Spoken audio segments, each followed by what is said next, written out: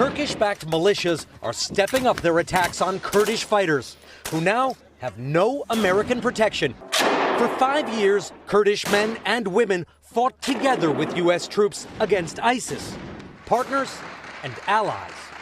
Among them, Çiçek Kobani, 26 years old.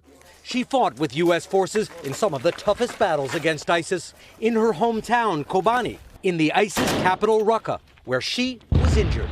This is what happened to Çiçek.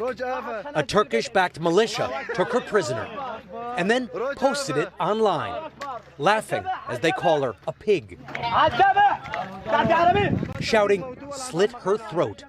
This is how ISIS operated, bragging about its abuses. Çiçek's family tonight confirmed it's her in the video and that they've lost contact with Çiçek since she went to the front lines last weekend. Her uncle told us, "We fought against ISIS for the world. Now the world has turned its back on us." Her grandmother is inconsolable.